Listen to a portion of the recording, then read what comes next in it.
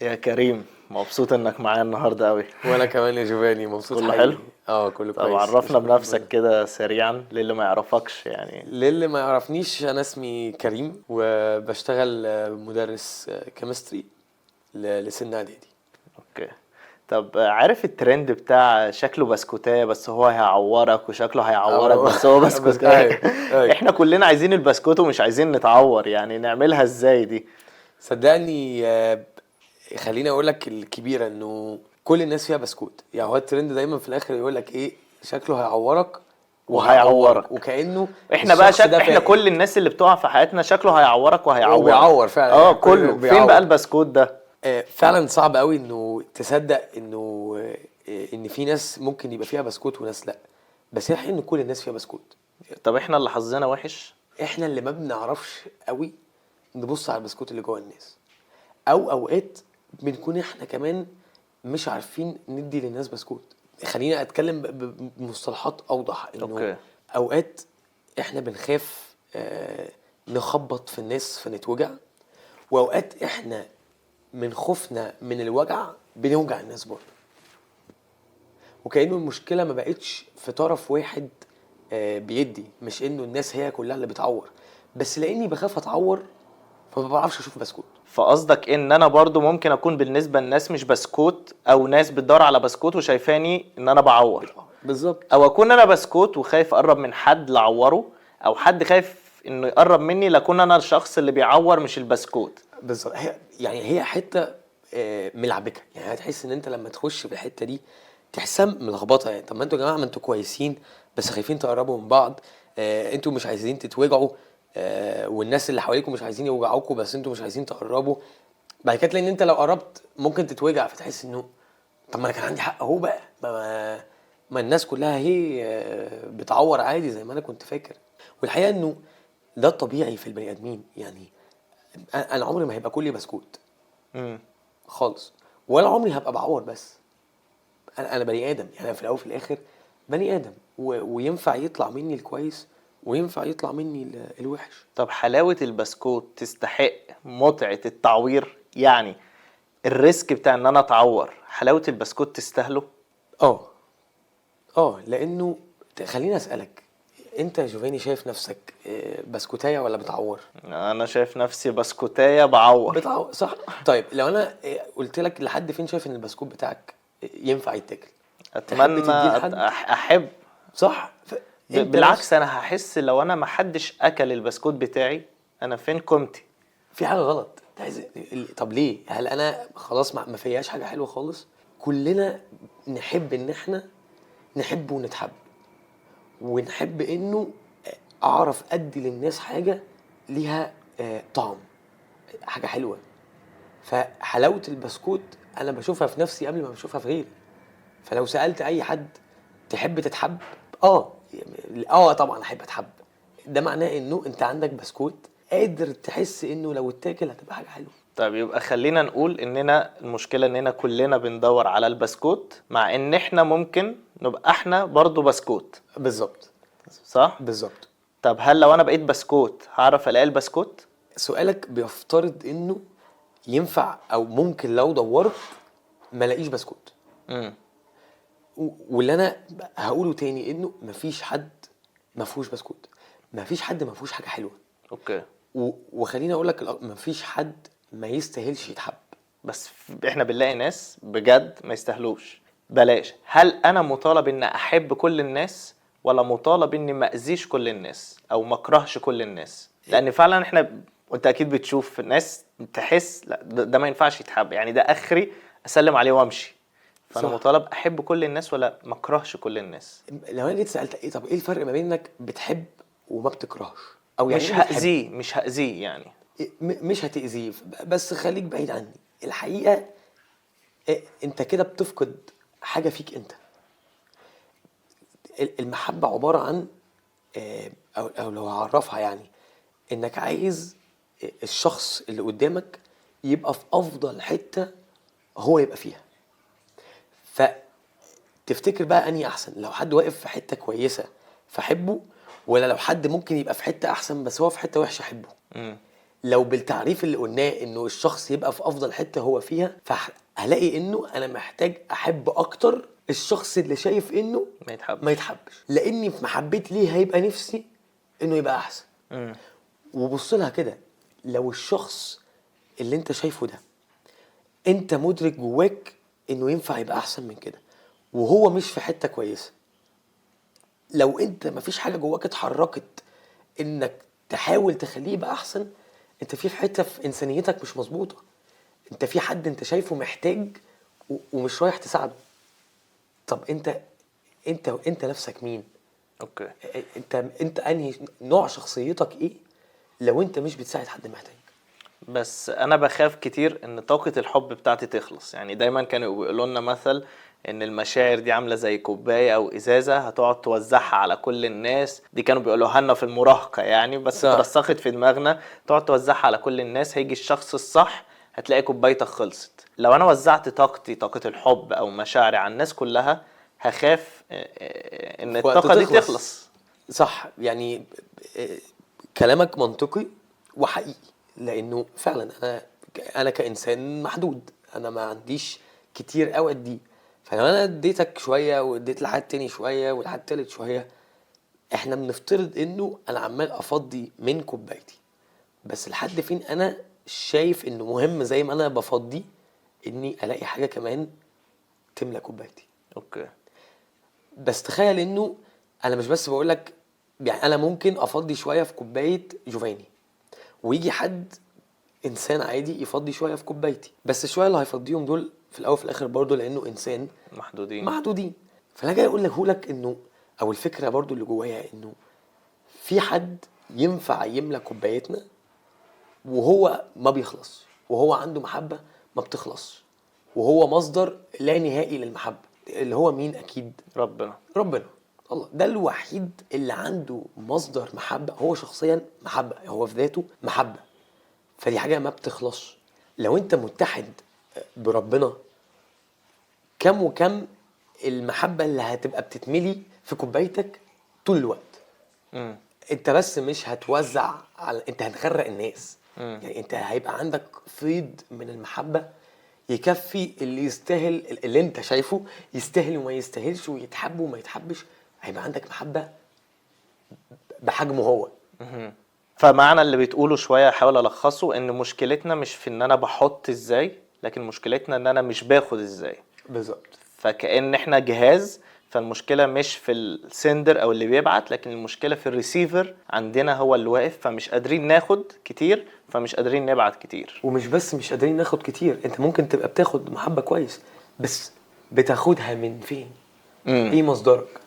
فلو مصدرك بس الناس، غصب عنك هتلاقي نفسك كوباية بتخلص غصب أوكي. عنك، لانه حتى الناس اللي حواليك. فالحل ان انا اجي اخد الكوبايه احطها تحت الحنفيه وافضل مشغلها، فاغرق كل اللي حواليا بالظبط. بالمحبه. سواء حسيت او ما حسيتش، بلاقي المحبه عماله تتوزع وتتغرق. تدلدع منك. يعني هي بالظبط، انت حاطط الحنفيه تحت الكوبايه، انت مش محتاج تدلق منها علشان ينزل منها ميه. أوكي. هي مجرد ما هتتملي لسه في محبه بتملاها، فاوتوماتيك هتفيض على اللي حواليك. بس ده بيخلينا برضو نخاف اننا نستغل.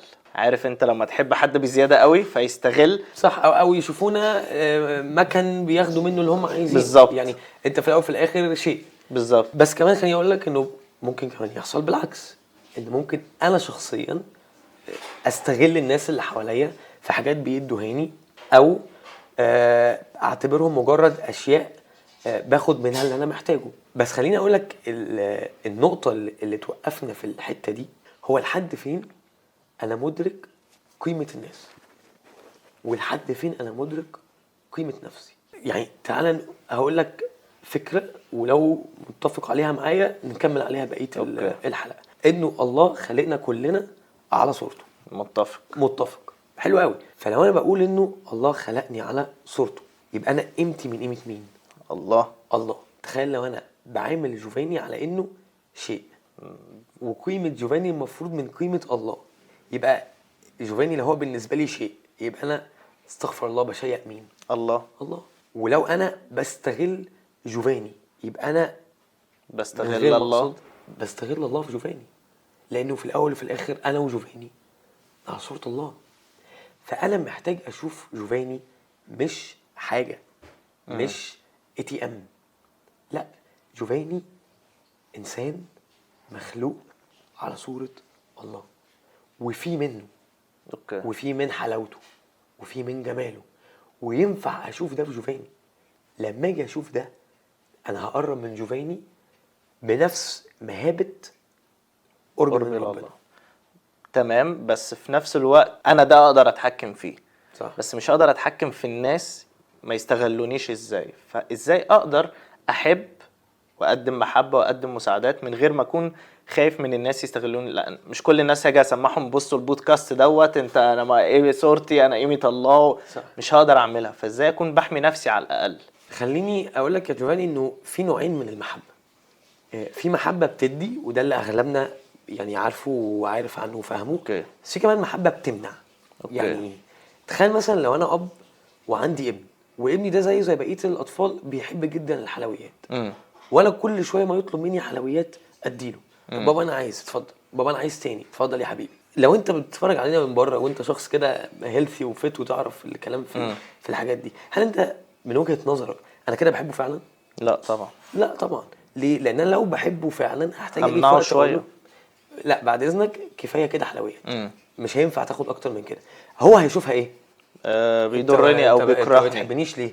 انت ليه ما بتعمليش، ليه ما بتدينيش؟ مع اني انا في محبته. ولو نفتكر تعريف المحبه اللي قلناه في الاول، ان المحبه هي اني اشوف الشخص ده في افضل صوره، وساعده هو كمان يشوف نفسه في افضل صورة. بالظبط. فجزء من ان انا عايز الشخص ده يبقى في افضل صوره هو اني اوقات امنع عنه حاجات. اوكي. فلو انا بحب جوفاني وجوفاني بيستغلني وانا عايز جوفاني في احسن صوره، هل في استغلاله ليا هيبقى شخص افضل؟ لا طبعا. لا طبعا، هيبقى شخص اوحش بكتير. اوحش بكتير.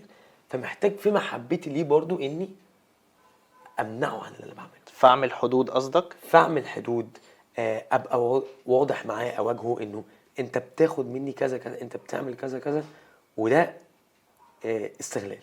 اوكي. وانا ما احبش انه انت تبقى بتعمل كده. فجزء حتى من ان انا بمنع، مش بمنع علشان انا خايف على نفسي بس، لكن جزء لاني من خوفي بحب اللي وعي. قدامي وخايف عليه هو كمان، بالظبط. لألا يعمل حاجة تضايقه هو من نفسه او تضايقه او تضايق ربنا عليه يعني. بالظبط. وانه الشخص ده يهمني يبقى صورة احسن، اوكي. يبقى في حتة احسن من اللي هو فيها دلوقتي. اوكي. بس انا برضو لو طبقت ده على ابني نفس المثل اللي انت بتقوله، هو ممكن في وقت لو انا منعت عنه الحلويات دي يبتدي هو يحس انه هو مش حلو كفاية. قصدي ايه؟ اننا كلنا عندنا لغات حب. صح. في ناس بيتعودوا او لغة الحب ان انا ادي، انه ياخد او انه هدايا. او هقول لك مثال، واحدة كانت صاحبتي بتشاركني انها بتبذل مجهود كبير قوي في الشغل، بتعمل شغل مش بتاعها لمجرد انها مستنيه كلمه تشجيع، انها يتقال لها برافو. حتى لو بتعمل شغل مش بتاعها، هي عايزه تعمل زياده عشان يتقال لها زياده. اوكي. تعالى نتخيل لو البنت ديت المدير بتاعها اتغير، فبقى المدير التاني اللي جه لغه الحب بتاعته مثلا او التقدير بتاعته هو انه يديها اجازه. فراح بدل ما يقول لها برافو عليك قام راح اداها اجازه. هي هتستقبل انها مقصره في شغلها، بل بالعكس ممكن تفهمها بالشقلوب ده بيعدي في البيت لان انا مش شاطر. فاهم؟ فازاي نكون نقدر نحب اللي قدامنا بطريقه تفهمه فعلا ان انا بحبه، وبطريقه تناسبني وتناسبه يعني. خليني اقول انه الموضوع ده محتاج ناحيتين مش ناحية واحدة. اول حاجة محتاج وعي مني، يعني كويس اني ابقى فاهم ان انا لغة الحب بتاعتي اني بستقبل كلام التشجيع وبستقبل الكلام الحلو. بس محتاج انا كمان افهم انه انا مش عايش لوحدي، وانا مش شبه كل الناس، وكل الناس مش شبهي. فلو انا ليا طريقة بستقبل بيها، غيري ليه طريقة بيستقبل وبيبعت بيها، واغلبنا بيدي بالطريقة اللي هو يحبها. اللي هو بيحبها. او دي اول حاجة احنا بنعملها، انه انا ببتدي اديلك بالطريقة او باكتر طريقة انا بستقبل بيها. بس في وعي محتاج افهم انه لو انا عملت حاجة لجوفاني وجوفاني عايز يشكرني وانا بستقبل كلام حلو، بس جوفاني اداني هدية، انا محتاج افهم انه هدية جوفاني ليا تشجيع. اوكي. بس نقف عند هنا واستنى بقى ان انا يعني خلاص بقى انا هلغي شخصيتي عشان خاطر استقبل من كل حد طريقته. لا، بس محتاج اروح انا لجوفاني واقول له طب قول لي ايه رأيك في شغل في اللي انا عملته. اوكي.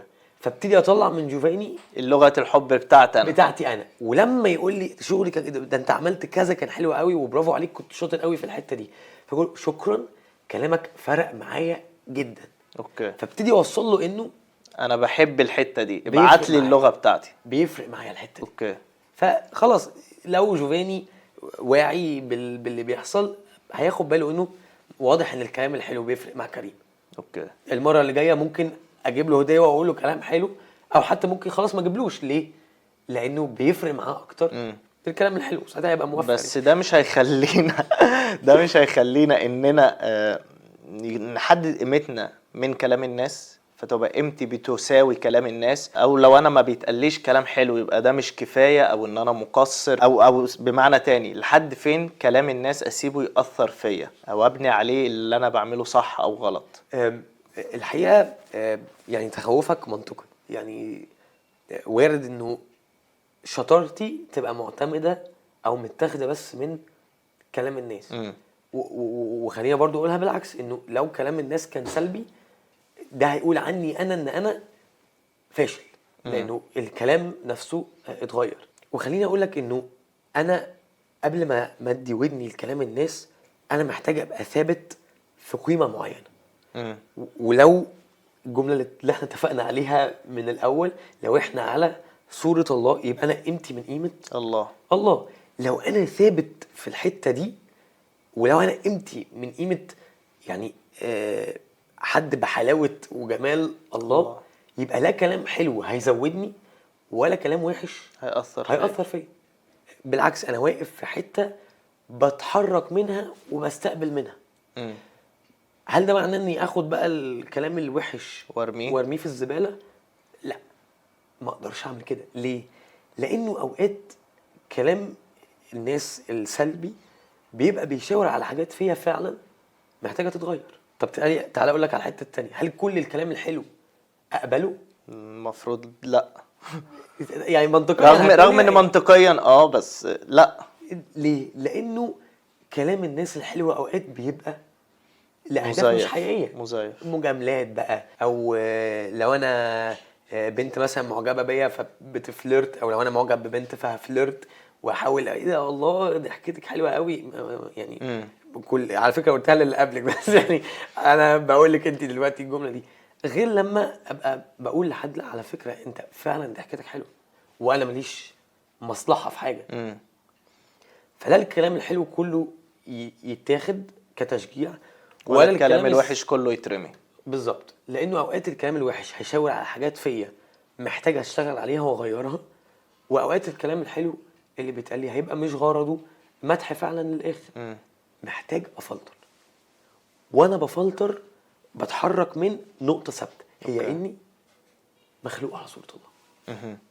يعني احنا كنا بنسأل الناس، سألت الناس عندي على الانستجرام بخصوص الموضوع دوت، ففي رد من الردود بنت قالت انا ما بصدقش اي كلام بيتقال لي، لا حلو ولا وحش. لو حلو فهو جاي من مثلا ولد معجب، فبالتالي زي ما انت بتقول بيفليرت كده او بيعاكسني او بتاع، فمش شرط يبقى صح. ولو وحش ما يمكن جاي من بنت منافسنا مني، فهل في حاجة تاني غير ان انا على صورة الله؟ لان انا لو بس اقتنعت ان انا على صورة الله انا مش محتاج كلام من الناس اصلا. فهل انا فعلا مش محتاج كلام من الناس؟ زي ما اتفقت انا وانت ان احنا على صورة الله، احنا برضو بشر، وكبشر احنا بنضعف، وفينا البسكوت وفينا اللي بيعور. واوقات ما بنبقاش عارفين البسكوت بتاعنا للاخر، واوقات ما بنبقاش عارفين احنا ازاي بنعور للاخر. احنا من جوه على صورة الله، وده اللي خلاني اقول لك في الاول انه من جوه كلنا بسكوت. ليه؟ لانه يعني هتقول ان الله بيعور؟ لا طبعا. احنا بنتكلم في حتة انه احنا من جوه على صورة الله، ولكن اوقات اللي بيطلع مننا بيعور. فمحتاج ناس تقول لي ايه اللي بيعور، لان ممكن اكون بعور وانا مش واخد بالي. وده يحتاج انه انا ارجع وارجع نفسي. لانه ممكن اكون الشخص ده عورته لانه هو عورني فانا غصب عني رديت، بس ده مش العادي بتاعي، فده خليني اخد بالي من ردود افعالي في موقف معين.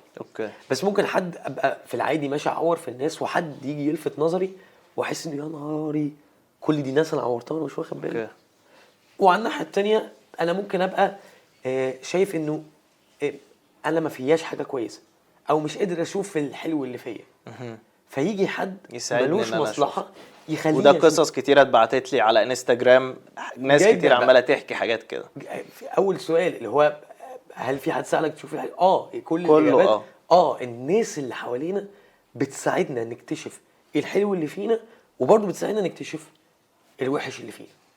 اوكي. ودورنا ناحية ده انه الحلو ناخده ونكبره، والوحش ناخده نفلتره ونشتغل على الصح اللي فيه. اوكي. علشان ما نبقاش بنعور، وعشان نعرف نبقى بنعيش. والاهم ان الوحش ما يغيرش قيمتنا او صورتنا عن نفسينا في عينين نفسينا. بالظبط. وكل ما نكبر في الحلو ونشتغل على الحلو، وكل ما نشتغل على الوحش، كل ما نبتدي نعيش قيمتنا الحقيقية اوكي. اللي هي على صورة الله. بس ده بياخد مجهود، يعني اللي انت بتقوله ده مجهود كبير. مش هسألك هيستاهل ولا لا، لان اكيد هتقول لي يستاهل.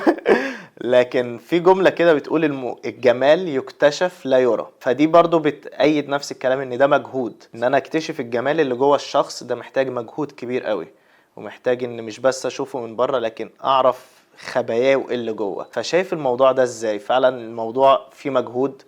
وهل المجهود يستاهل؟ يلا قول لي طبعا يعني بعد كل اللي احنا بنقوله في الاول ده، اكيد المجهود يستاهل. لانه احنا كبني ادمين عايشين على العلاقات.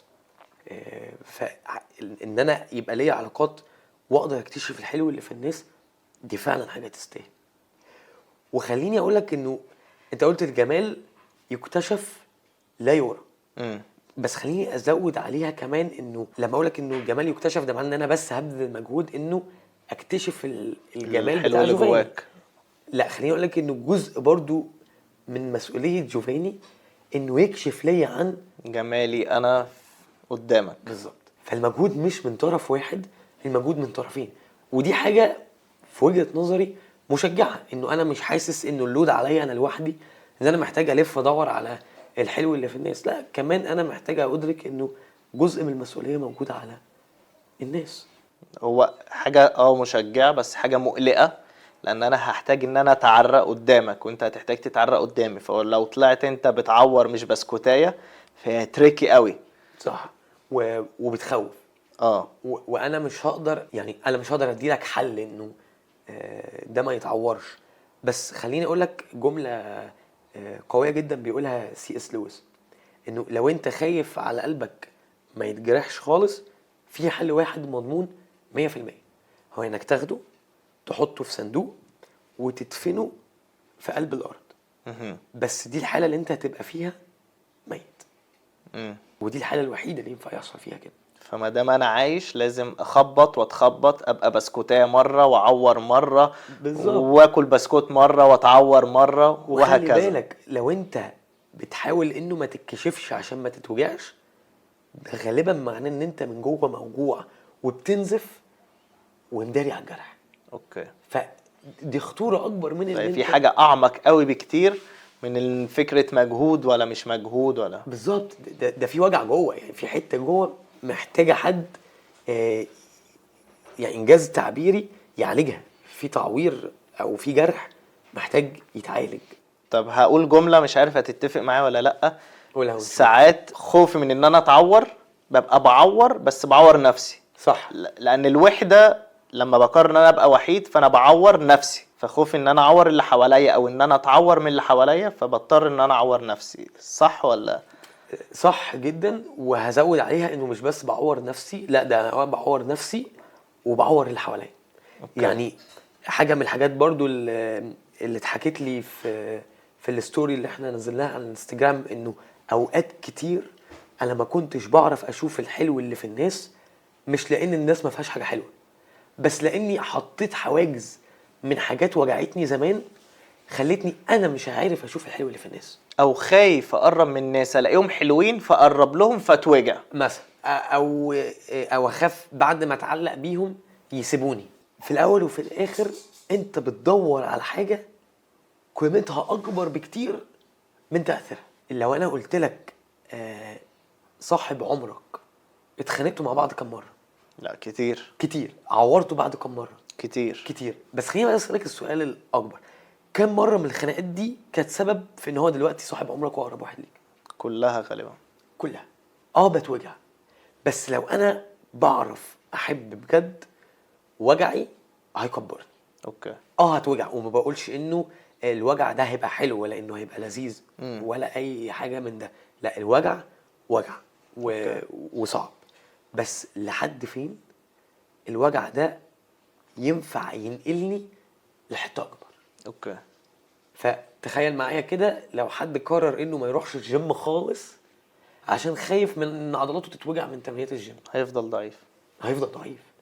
هل هو لو راح الجيم مش هيتوجع؟ هل في وصفه هيتوجع. سحريه هو اللي يخليها ان العضله تكبر هو ان هي يتوجع. إنها هتتوجع؟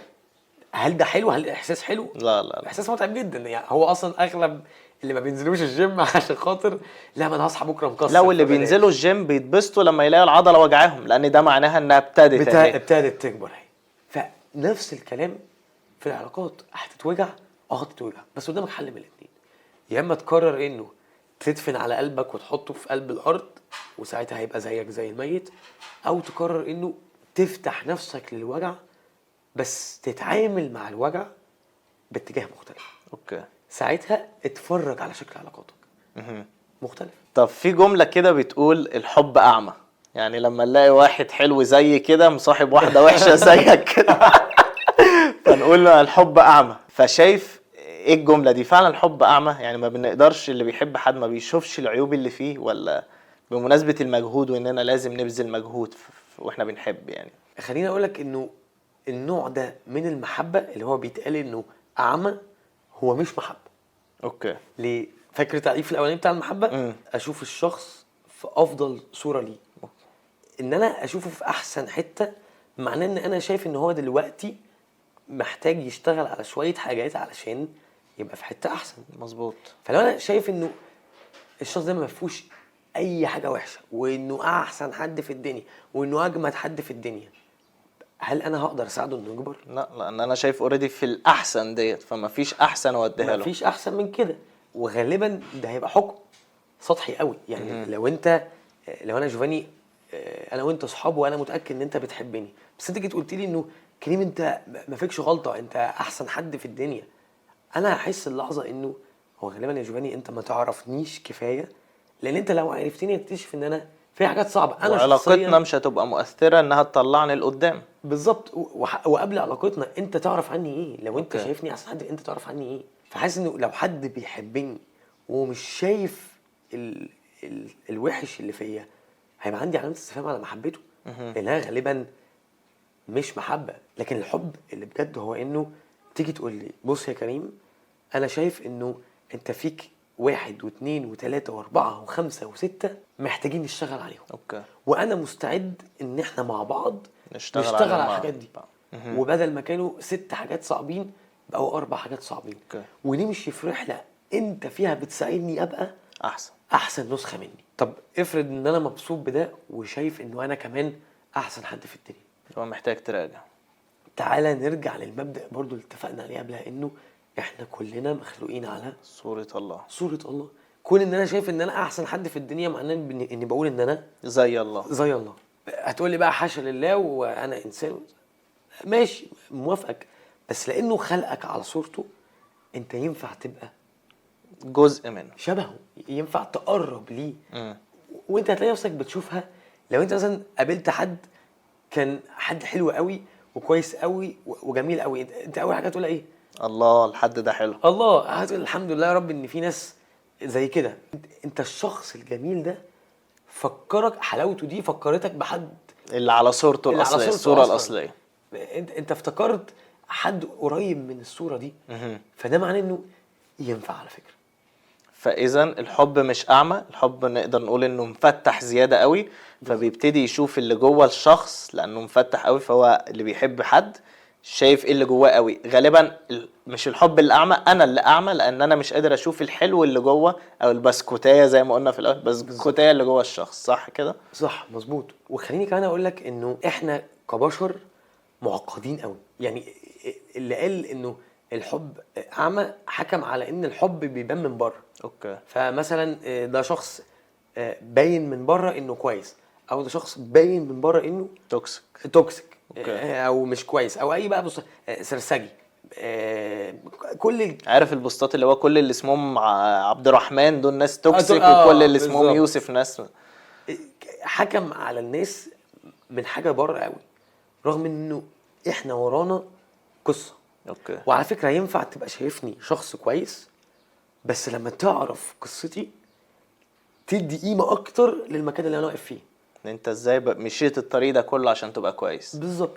ولو انت شايف حد صعب، مش هقولك انك لما تعرف قصته هتشوفه احسن، بس اديله عذر. على الاقل هتلاقي مبرر انه انت علشان كده واقف في الحته دي. فيصعب عليا بدل ما الومه او اهاجمه او بالظبط، يصعب وتحس عليا جواك انك عايز تساعده.